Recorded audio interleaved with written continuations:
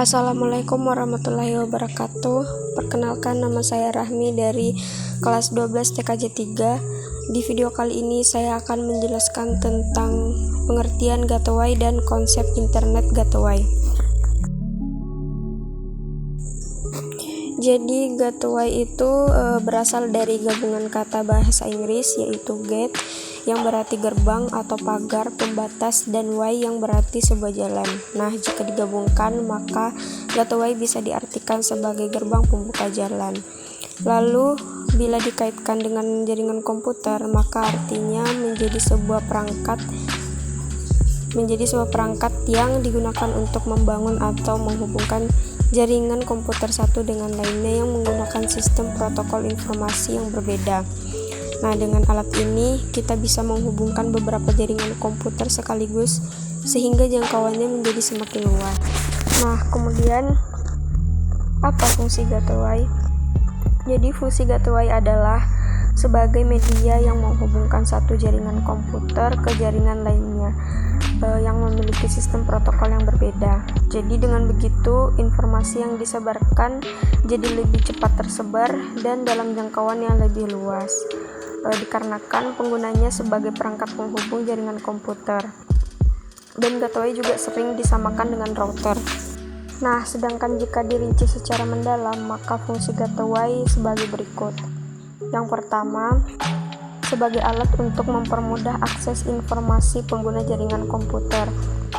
Jadi pada dasarnya, jaringan komputer dengan protokol berbeda tidak dapat saling disambungkan. Perangkat komputer tersebut tidak bisa saling mengakses informasi.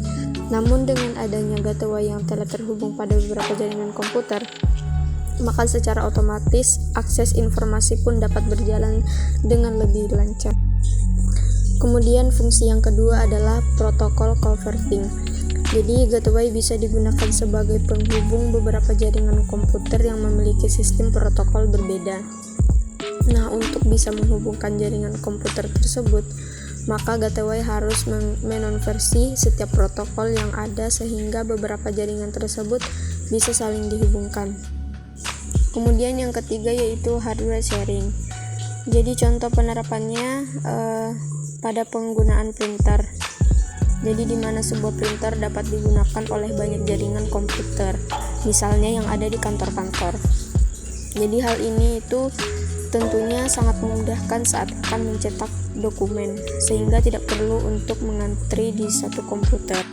Yang keempat yaitu kestabilan dan peningkatan performa komputasi. Nah, jadi dalam kondisi tertentu, sebuah jaringan dapat digunakan untuk meningkatkan performa dari keseluruhan aplikasi bisnis.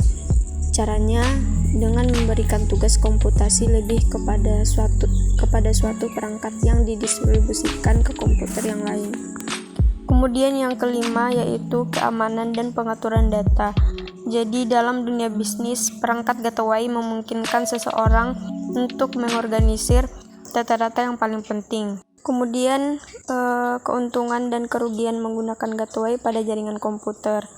Keuntungannya yang pertama dapat menggunakan sumber daya yang ada secara bersama-sama. Yang kedua, reliabilitas tinggi. Yang ketiga, menghemat uang. Yang keempat, keamanan dan pengaturan data. Yang kelima, kestabilan dan peningkatan performa komputasi. Kemudian yang terakhir yaitu kerugian. Yang pertama, biaya yang tinggi. Dua, sharing file yang tidak diinginkan. Yang ketiga, aplikasi virus dan metode hacking. Nah, itu saja video yang bisa saya sampaikan. Semoga bermanfaat bagi kita semua. Sekian dan terima kasih.